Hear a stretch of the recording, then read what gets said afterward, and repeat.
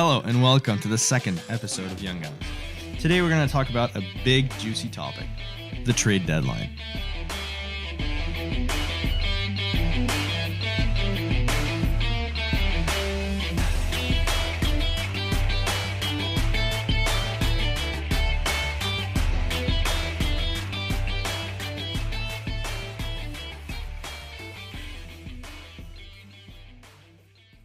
So trade deadline, the big moves, we're going to talk about the Ottawa moves, of course, other moves like Zuccarello, Granlund, and more. So let's start with the big fish. Mark Stone. What do you think about that trade, Lou? Honestly, a lot of people were saying, oh yeah, they didn't get enough from it. I agree. Like, maybe they should have gone a first or something rather than a second. But at the same time, you look at the hole that they were putting themselves into. Like, let's be honest, Ottawa's kind of a tire fire. Things are not good in Ottawa, and that means that people are going to take advantage of your situation, and they're going to give you less assets than they would normally. But I think all things considered, they did well in the trade.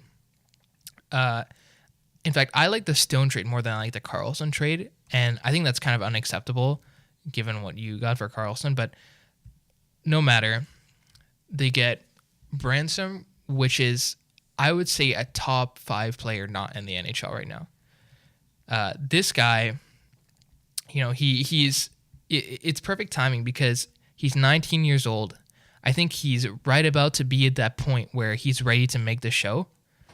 And this is the kind of guy where he's going to come up and people are going to be like, oh, in a couple of years, people are going to be like, what did we get for that Stone guy? Oh, we got Branson. Okay, he's on our blue line. He's doing great.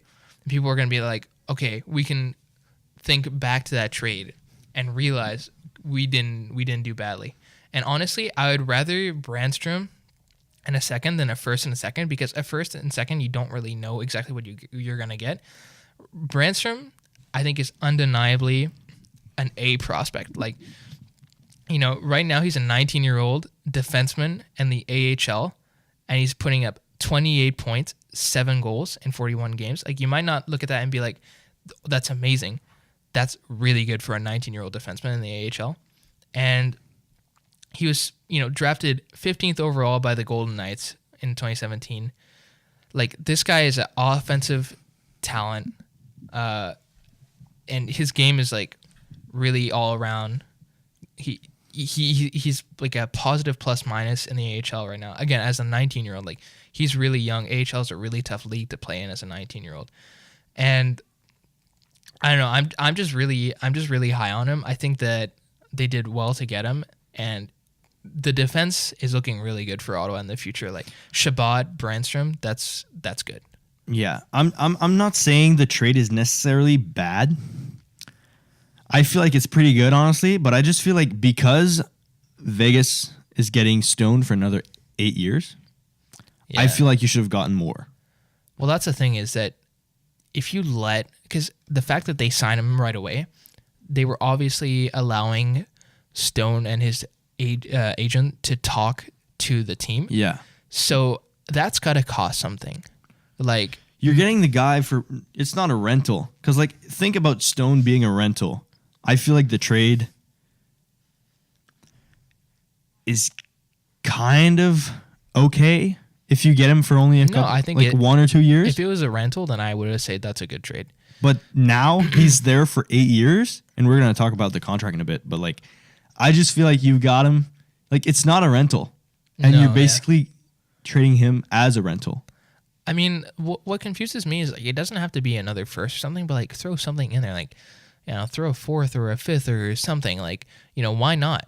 A conditional something. Like, yeah, maybe like a conditional first for, like, if Golden Knights make it past round 1 or something. Maybe not even round 1. Like, maybe like, Golden Knights win the conference final, conditional first. Like, because Golden Knights are a good team. It's kind of like the Duchesne conditional pick. It's like if he re-signs in Columbus. Yeah, that makes it interesting because now all of a sudden, like, does Columbus want to re-sign this guy? Like, let's say Duchesne is willing to re-sign. Do you really want to? Because you're forfeiting at first. Yeah. So I think that was a smart pick to put in there. It's like, just put something in there. They should have probably have done the same thing for Stone. But like, But the thing is, Vegas would have probably been like, no, this is what we're giving you, because they didn't want to. I feel like they didn't want to mortgage the future too much. Who's the guy they got fourth overall? Was it Cody Glass? yeah, Yeah, so he's the guy that they really don't. They're really holding on to him. They don't want to give him up. But I feel like the ask was probably starting off Cody Glass and something. But Yeah. you got to be happy with Brandstrom. I think if you're a Sens fan, all things considered, you got to be happy with that trade. And I'm not so stoked to see Brandstrom in my division as a Canadiens fan in the future. yeah, that too. But once again, I just feel like they should have asked for more. But like now, if we want to talk a bit about the Stone contract, I feel 9.5. I feel like that's too much. I can probably get behind like 8.5. Because I really see the value in Stone, right? He's really good. Yeah. He's like a great two-way guy. But what's more bothering to me is 8 years. Yes, he's 26. But like, he's not that quick. Yeah. Well. Like, he's only going to get slower. Yeah. Do you really want to sign a guy like Stone for 8 years? 33, 34-year-old Mark Stone. That last few years is going to like cost them, you know? But I think that at the same time, Vegas is kind of going for it now, right? Like, you can tell by the moves that they're making. Like, they're shipping off Suzuki. They're shipping off Brandstrom. You can tell that they're going for it now and that they're maybe a little bit less concerned about the future. I think they want to make history. You know, they want to be like, we're an expansion team. We made the final in our first year. We won it in their second year or something like that. They want to cement themselves. Yeah, of course I see the mindset. It's just that maybe that can bite them in the ass later on. Yeah. I mean, at the same time, like, why wouldn't you go for it if you're them? Like, you're a good team. But yeah, I feel like they're maybe getting a little bit trigger happy, especially because it kind of reminds me of like, if you've ever played GM mode in NHL, right? Yeah. It's like, oh, I'm going to put 4 fourths or 4 firsts for like a Stamkos or something like that. It's like these stupid trades like that where it's like completely unreasonable, but you just ship off all your draft picks and everything and all your prospects, and all of a sudden you got a really good team. You win it, and then you quit the game. But the problem is, if you're Vegas, you can't really quit the game. Like, you're going to suck at some point. So I think, and one of the things that made Vegas so good is they had so many prospects and they were good because they're an expansion team. Yeah. And now maybe a little bit less. Yeah, man, honestly, I feel like overall the trade and the contract is pretty... If you look at it from the Vegas perspective and Ottawa, I feel like it's a decent trade. I feel like both teams are going to be happy. It's just that, like you said, in the long run, it might bite Vegas in the ass. Because for Ottawa, Stone was not going to stay. So you're at least getting something. Obviously. But like for the Knights, you're losing a prospect, and in the future, you pretty much know that Stone is going to be good for like maybe three-fourths of that contract. Yeah.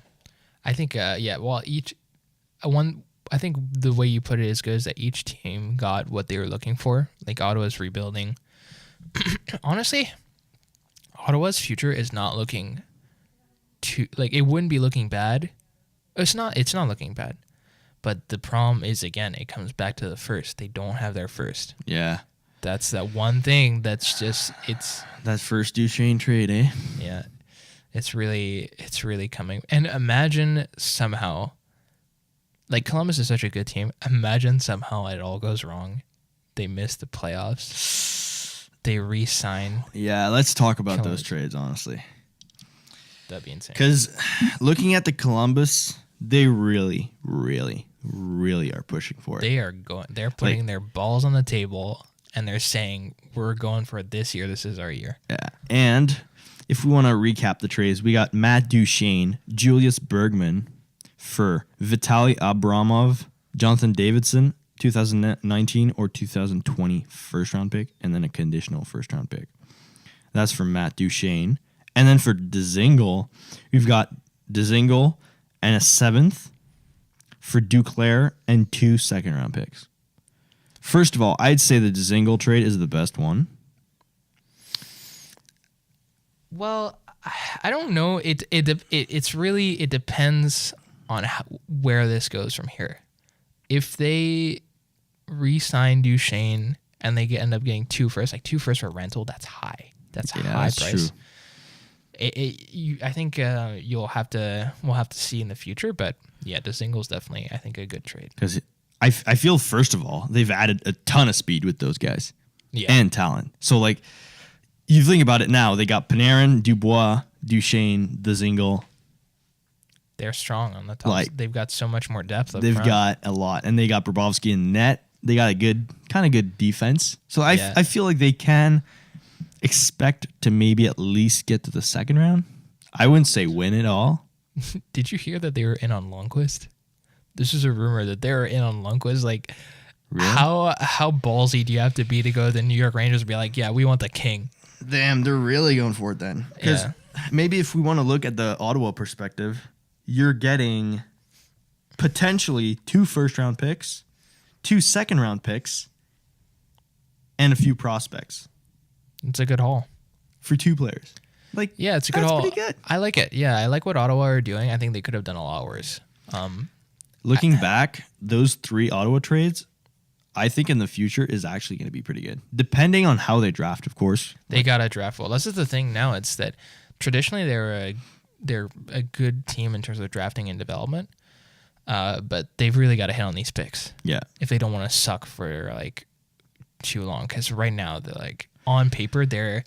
You know what? Let me bring up their lines. Yeah. And. Because, like, do you want to play a game of how many names you recognize on their decor? We can do that. But at least they got picks and a few players. It's not like totally a gamble of like, we got to hit those picks. You got Duclair. He can be a good upside. He can get to like 40, 50 points if he gets to play well. I don't really know about the 2 other players, but, you know, at least you got some bodies. Yeah, I know about Lindbergh because... I used to live in New York, so like I would watch the Rangers and Oscar Lindbergh. Oh, for the Stone one? Yep. And like in terms of the players that they're getting back in Ottawa, I think that it's nothing special, but like at least they're not in doing this. They're not bringing up the young guys and putting them in a situation that might stunt their development. But there's nothing much to say about them other than they're depth guys that can kind of play wherever you want them to play in the lineup. And the focal point in these trades are not these players. They're the picks and prospects that you're getting back. Yeah, that's for sure. Overall, honestly, while you get the lines, I feel like Ottawa is now officially, like, you can officially say they're rebuilding. Like, Carlson's gone. Well, they made the decision, which is good. They've committed to it. Yeah, they're 100% there, you know? It's not like, oh, I'm going to go half at it, you know? But they don't have their first. So that's like... That's the only bad thing, you know? Because if the Avalanche get if they can get Kako... Ouch. That's going to be a stinger, honestly. Like, okay. So, first line, Brady Tkachuk, Colin White, Anthony Duclair.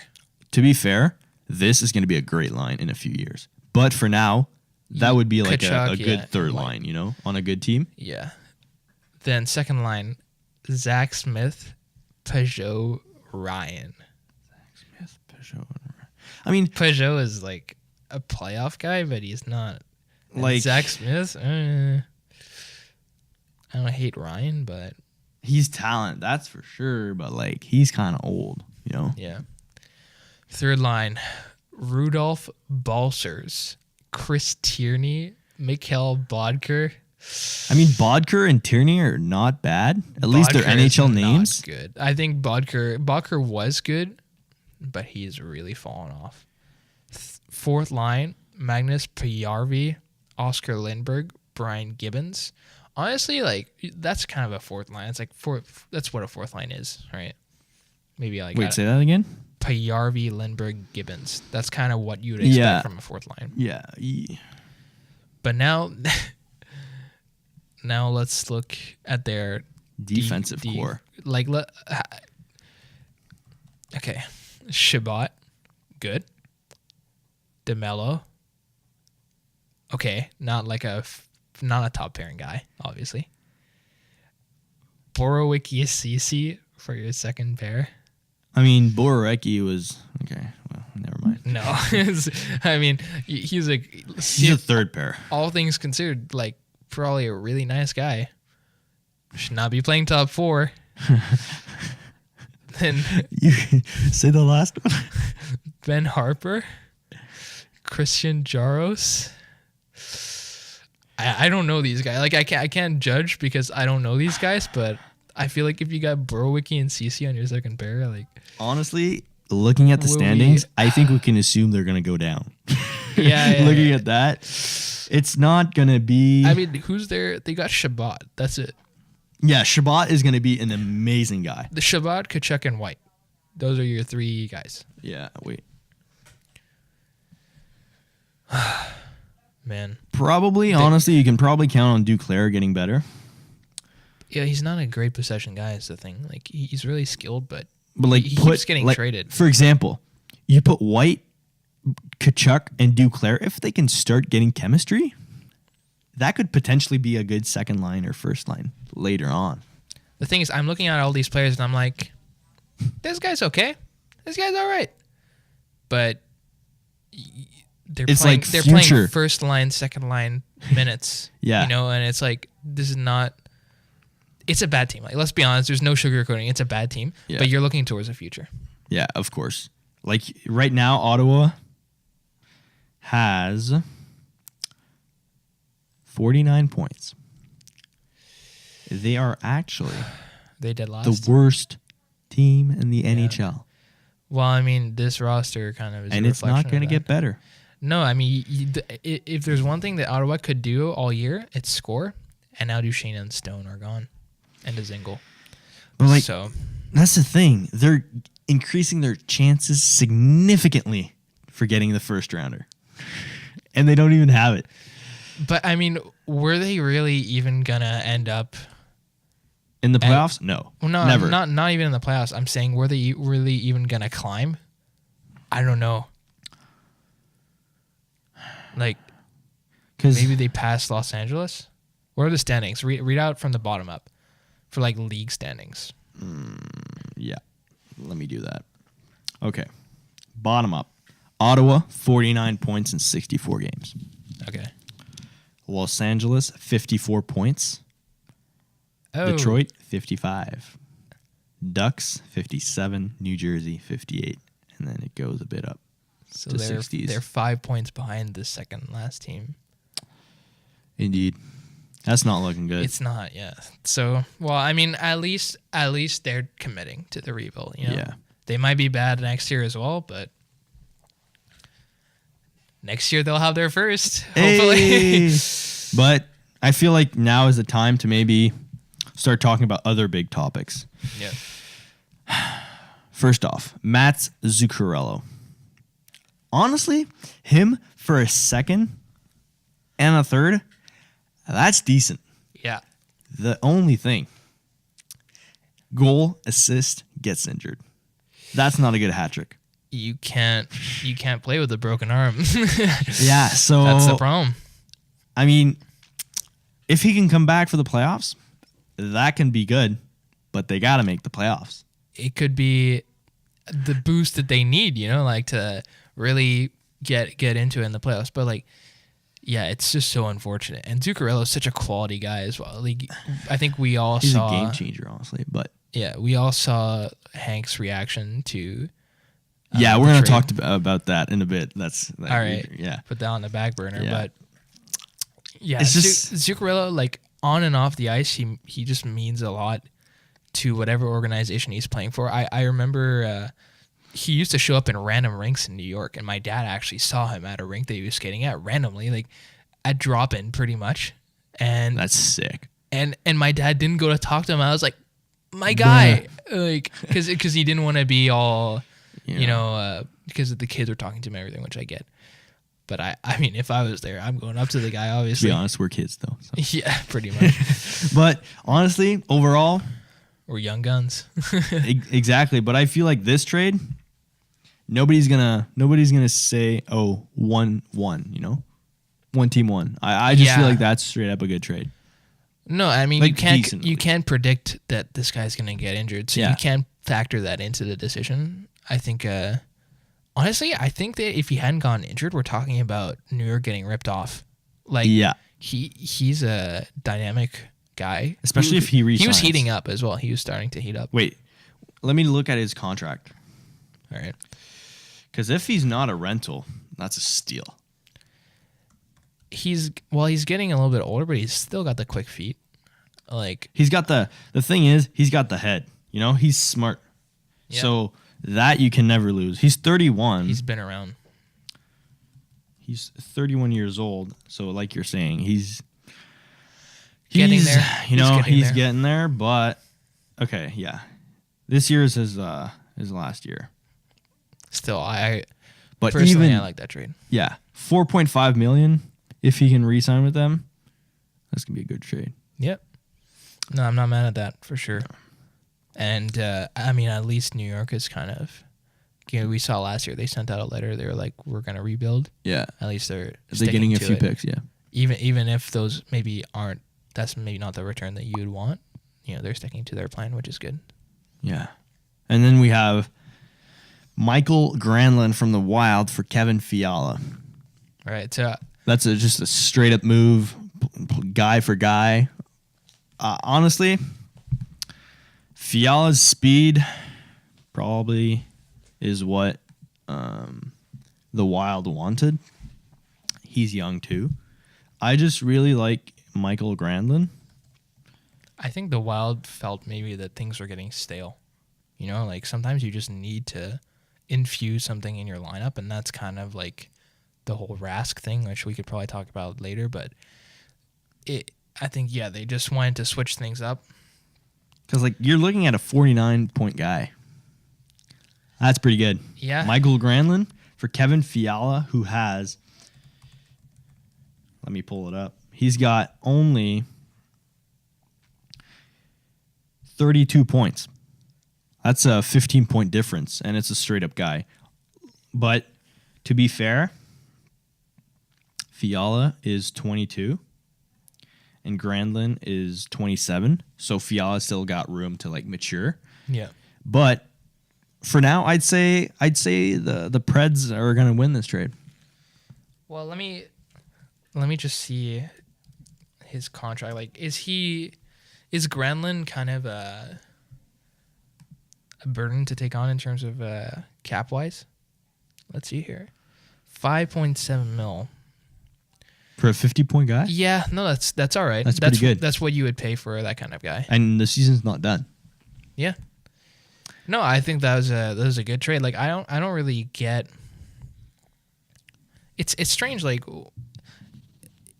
the Wild are interested in these guys like Rask and Fiala. Like, I don't really understand.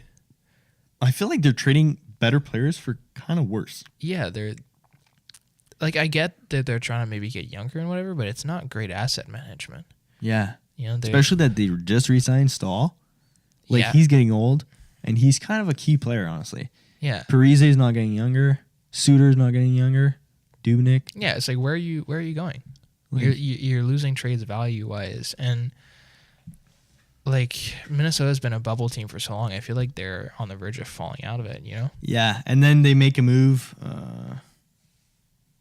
Well, now I'm talking about the Preds, but Simmons for Hartman and conditional fourth. If we look at both these trades together, the Preds are getting better. Yep. Hartman for Simmons. Honestly, Simmons is a good guy. But Hartman, I like them. I like that guy. I feel like he's fast. He's got talent. Remember Yeah. when he played with the Blackhawks? Like he can pretty much play from the first to the third line. Yeah. He seems to be really like highly touted. Like originally the trade that Nashville made for him, where they're like giving up a first or something, and I don't know. I feel like he started the season really hot and everything. I just feel like that's basically what you can expect for Simmons as a rental, because Simmons is a really respected guy. Like, let's be honest, he's getting old. Yeah, he's getting old. He's not going to get that. Like, he's not going up, you know? He's flatlining maybe for a few years, and then he's going to go down. I think he's kind of Lucic. Yeah, I think he might go down sooner than people think, and I actually think that the next contract he signs after this rental period is going to be potentially disastrous for whatever team signs him, because unfortunately, yeah, he's good presence in the locker room and everything, but I'm not a fan of whatever contract. Like, if you sign him to big money, like Edmonton did with Lucic, you might really regret it. Yeah, I really don't want to see Lucic 2.0, especially because Lucic is kind of a, one of those nasty players and everything, but. Well, Simmons is as well, but he's a guy with respect and everything, and I wouldn't want to see him hated by fans just because of his contract, Yeah, that's true. And I think one of the last big trades we can look at surrounding the February 25th trade deadline edition 2019 is the Kevin Hayes one. Yeah. Honestly, I'm just going to say it. I feel like that's just too much. Kevin Hayes, I don't know if you can look up his points, but Kevin Hayes for Brendan Lemieux, who is actually maybe a B, C level prospect, a first and a fourth. First off, I would not include a first rounder for Kevin Hayes. I think that you're. This is your hot take. This is your hot take. I don't know. I don't think it's a bad trade, but it's not necessarily a bad trade. And this is what I'll say. Think about it. Last year, they got Stastny. Imagine, think of how beneficial he was in the playoffs. He's a center. But it's not the same guy. Stastny is actually better, I'd say. He's a center. Hayes, I don't know if you can tell me his points. Okay, well, let me tell you. 14 goals, 28 assists, 42 points in 51 games. For Kevin Hayes? This year. That actually surprises me. So he's probably having a good year then. Well, last year. But he's never really been a guy to score goals. But the last year, 25 goals in 76 games, 19 assists, 44 points. To be fair, even though I would maybe retweak that trade, I feel that he's a good playoff guy. Yeah, and I just feel like he's a good fit. Because the Jets, they've got they get better depth, even better depth than what they are. They're already a scoring team, but they get even better up front, and they're gearing up for the playoffs. I just feel like the Jets hadn't have the potential for everything to really go their way. If Laine starts lining it up, if Hayes finds his groove and everything, if Hellebuck can play. Yeah, Hellebuck. Honestly, it could be their year. Now, maybe, yeah. Honestly, I see the potential upside for that trade. I just feel like maybe a first is a bit too much. Yeah. That's all I'm going to say. Well, so Stastny got traded to Winnipeg last year. In the 19 regular season games he played with them, 4 goals, 9 assists, 13 points in 19 games. So he was a third center. And then in Vegas this year, 35 games, 29 points, 8 goals, 21 assists. That's good. I mean, it's good, but you don't expect a point per game for Stastny. Yeah, but the sample size is smaller. For Hayes, it's bigger. And, Hayes is up there. 42 and 51. It's comparable, right? Yeah, so, that's true. It's comparable, but the larger sample size favors Hayes. So, But they're kind of both also grit a bit. So, at least they get that. Big guy. Hayes is a big body. So, yeah, and like I said, he's pretty good in the playoffs. Yeah, I feel like the the Jets have so many shooters that you just like park himself in front of the net with Yeah. that big body of his, and screen the goalie, banging rebounds. He can be good. Yeah. Yeah. So I think that pretty much covers the big trades. So I think this segment is going to be over now. Now that we've talked about the main trades, as you probably know, there was a lot of trades on the trade deadline. So we just want to say the best, the worst, and the steals in our opinions. Yep. So Lou, if you want to start off with your best trade. Well, I think honestly, for me, the best trade, and this is kind of going off the beaten path a little bit, but I think one of the best trades was Kincaid for a fifth, because I just feel like you look at like the needs of Columbus. They need a goalie, and at least he's a guy that you can retain, unlike Duchesne and everything, where they're kind of screwed if they can't. Like, I get they need a playoff win, but they're kind of screwed if honestly, they don't win it. They improved every area pretty much. Yeah. So I feel like that's a good pick, Lou. It's underrated. Yeah. For me, it would be Nyquist for a second and a third. Because now if you look at the San Jose attack, like the offensive, they have a lot of guys. They're scary. Yeah. Like Thornton, Kane, Pavelski, Hurdle, Nyquist. And some of them are old, and Nyquist can move. Yeah, so. Exactly. He's got speed. So I just feel like that's going to be a good fit. He's fast. He's got grit. Mm-hmm. He's been around for the playoffs, so he's got experience, I just feel like that can be a good move. And they're already solid on D. They got a good goalie. Never know what can happen with that.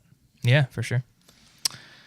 Then looking at the worst trades, we were trying to find another one, but we had to pick Goodbranson for Tanner Pearson.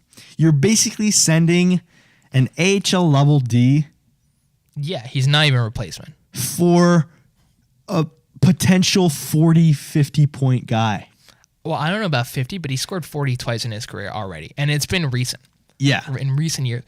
Like, why? By all accounts, Goodbranson, again, he's like a character. Well, he's good in the room. He's a nice guy, but I'm sorry, he's just like not that good of a hockey player. The only way I can see is because probably the biggest weakness for the Penguins is they always get their D injured, so they really need a D. But like Goodbranson is not the answer. No, like at all. Like you're trading your third line, he's kind of a good guy. He went, like, I think in his first game or the game against the Kings, he scored a goal, and then he's been kind of steady with the points. I'm talking about Pearson. But like Goodbranson, he's not going to do much for your team, honestly. So I feel like we can both agree on that. That honestly, that's a bad trade. That's just straight up bad. Yeah, I mean, it's like one of the worst. I'm trying to think of a worse defensive pair, and I can't. Like, you're talking about Goodbranson and Johnson? Yeah. That's going to be hella good in the defensive zone, eh? Yeah, exactly. Ooh, really getting the puck out with that cherry one. Pickers over there. Breakout pass? Yeah, for sure. No, like, they're so bad, like, possession-wise. The statistics show, like, they don't have the puck. When these guys are on the ice, they don't have the puck. Like, they're not even. They're like negative to your team. They're seventh Ds, not even. Yeah. Like, man, let's just agree on that. It's just confusing. That's just a bad trade. Like, I think the Penguins are just panicking on that one. Yeah, but at least there were a few steals in the trade deadline, and I feel like that's. I mean, to be fair, there's a lot of steals that you're gonna see later on. Like in the future, you gotta wait for like all these trades we said. Like if they get good draft picks, if so and so happens, But like as of now, my steal would be Marcus Johansson for a second and a fourth. Yeah, I can see that. The only thing that makes me nervous with that is he keeps getting injured. That's the only downside. But honestly, a fourth is not really worth much. So it's pretty much Johansson for a second. You re-sign that guy, that's a good deal. Like that for me is a steal. Even if he doesn't sign, he's for sure, especially now that Pasternak is injured, he's for sure going to help them make the playoff push even stronger. Yeah. I mean, they're going to make the playoffs. Yeah. Like for some reason, Boston always keeps keeps it alive. Yeah, I mean, they've been on a run recently, and Johansson's a skill guy. Like back in Washington, he was a star. Like Yeah, on that team. He was amazing. Like he's for sure got the talent. So you put him with a guy like Krejci, that can spark some fire. Oh yeah. And now yours. Yeah, I feel like my pick, and people are, I'm kind of going for under the radar ones because I feel like people might not see like, oh, Keith Kincaid, like what's that gonna do and everything. But I'm kind of looking at the potential of what these trades could make and the circumstance, because you're buying low on these guys. On the contrary, I think this trade is just really solid return, because in what world, like Adam McQuaid, like not a statistical darling by any stretch. Just to recap, it was Adam McQuaid for a 4th, a 7, and Bergman. Yep. Like Bergman's not like a prospect by any means, but McQuaid, like he's got 5 points, doesn't he? Like he honestly, he's like a 6th defenseman, and you got a 4th, a 7th, and a prospect. Yeah, I mean, like that's good. Yeah. You help your AHL team. That can help with the development of your maybe a little bit more highly valued prospects. Yeah. But I mean, I see this deal, honestly. It's just that it's confusing. Like, how do they get that much for him? They got 3 assets for a 5-point guy. Honestly, thank the Lord. Like 5 points and 36, and now he's played 2 games for Columbus. He's at -2 already. Yeah, that's like, not looking great. Like I'm not saying he's a inherently bad defenseman, I guess, but like, man, he's 32 and he scored 5 points. Yeah, and you're getting 3 assets.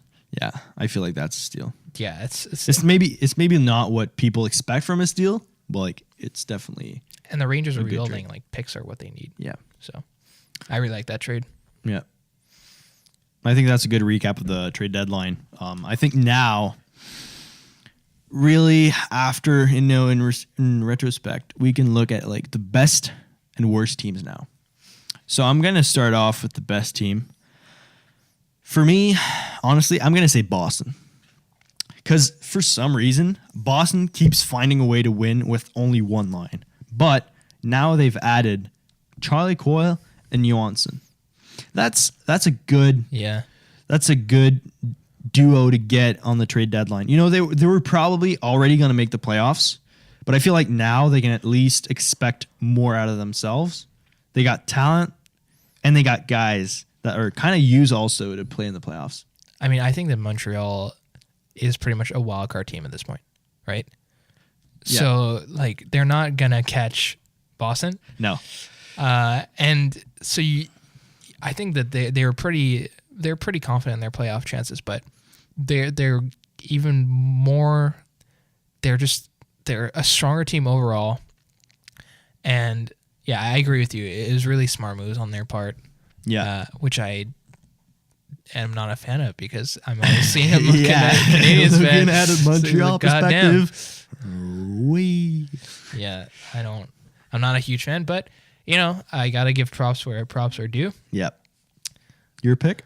Well, I mean, I'm being boring on this one, but like I just think that Tampa are so good. Like they're historically good, and they didn't need to do anything. Like maybe Kincaid could have gone to Tampa and filled that back up a little bit. Like, even if Dominguez's save percentage isn't great and everything, like he's got crazy win-loss ratio. And the way I see your pick is Tampa didn't respond to like the rumors, and that's a good thing. They didn't crack under pressure. They're like, we're really good. The ask was probably like too high, or they didn't respond to the pressure. You know? I feel like that's a good move, but maybe it's almost a message. It's like, you guys should be trading to try to get on our level.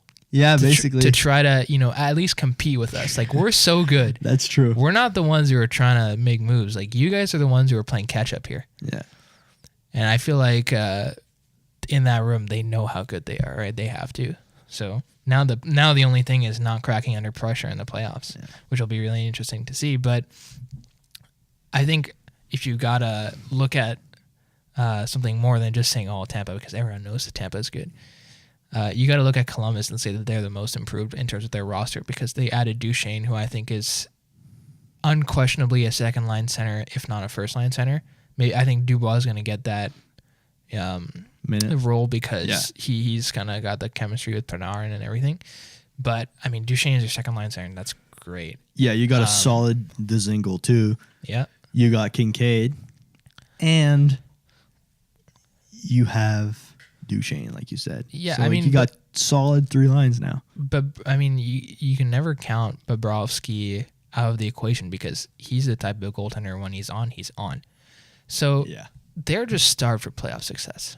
And part of this makes me really, like, if I was a Columbus fan, I would be stressing out right now because, like, they're just going all in. Like, this is so risky on their part. And honestly, I don't like it that much, but I think they're really improved. Like, at least they're taking risks, you know? Yeah, at least they're not just, we're going to lose Bobrovsky and Panarin, we're just going to wait till it happens. Yeah. We're gonna actually make something. We're gonna improve, and it's probably the most improved out of the trade deadline. Yeah, I think easily. Like, at least they're doing something. Yeah, well, I think the two options they had really were trade these guys or go all in, and they went all in. They're starved for playoff success. They haven't won a playoff series since their franchise was created. And I think the important point is they committed to going all in. Yeah. Like, it's like Ottawa with the rebuild.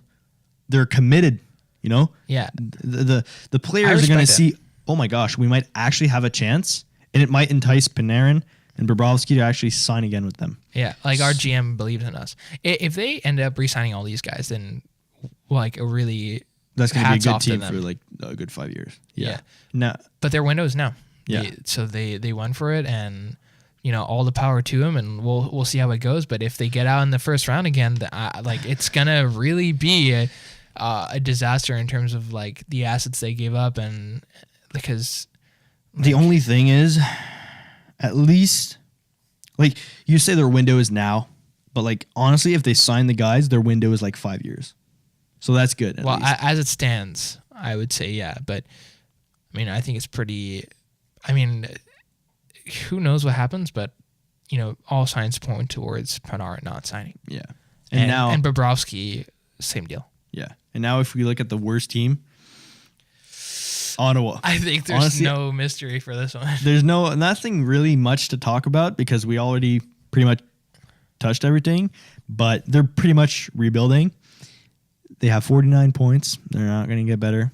I just feel like that's just a clear thing. We don't really have to explain about that. Yeah, they're thin and on every front, and they've got some pieces like Chabot. I really like Chabot, but this is not a good team. Yeah, this is not a good team. They're gonna get eaten alive. Yeah, this is probably gonna have high scores like 8-1 and all that. Yeah, I mean, I feel bad for Senators fans a little bit.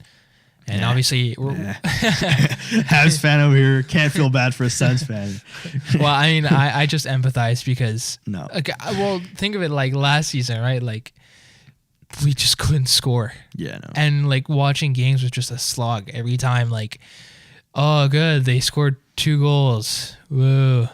They got beat 5-2. Whoa. You know, like every game. Yeah. And Price wasn't playing well and everything. So, like, they were just conceding goals. Like, this is what this is. Like, they're not scoring and they're going to concede goals. But unlike us, them, it was a choice. Like, they decided to trade. So we just sucked normally. Like, we just sucked last year. But, and the year before. But, hey, let's not. Well, no, we made the playoffs, so we just got creamed by the Rangers. Yeah. So, lastly, on the trade deadline kind of topic, in terms of trades, let's maybe one team each who could have benefited from a trade. Mm-hmm. I'm gonna open it with the Flames. Honestly, okay. I just feel like maybe a goalie could have been good because you never know out of Mike Smith. Maybe not big guys because they got solid line, solid D. Just maybe like fillers. That could have been maybe good. Yeah, I think people really I think maybe people are harder on Riddick than they should be. Like, I still think he's a good goaltender. He's just not been as good as of late. But yeah, Mike Smith, I don't believe in Mike Smith. Yeah. I'll be honest. Honestly, probably not a big move for the Flames. Just like maybe some fillers that could have helped for them. What Yeah. about you? Well, I think I'm gonna switch it up and maybe not so much go with who could have benefited, but what these guys should have done is like the Avalanche were actually really quiet, and Yeah. so and like they got one line, that's all they got, and so you could have like offloaded some of these guys and maybe because I just don't feel like you're in a position to compete, to really compete and be contenders for the Stanley Cup right now. Like you're barely even in the playoff race. Like Grubauer hasn't worked out. Yeah. Varlamov That's is inconsistent. True. But to be fair, what move do you want them to make?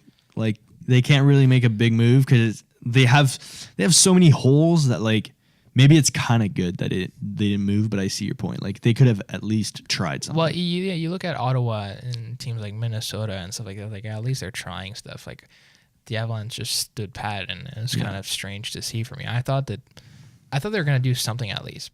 Also, another important point I feel for the trade deadline is that honestly, mostly fans are like, "Oh my gosh, my player got traded," or "Oh, we didn't make a trade." But like, if you look at hockey, yes, it's a business, but you also see like how players are affected by this.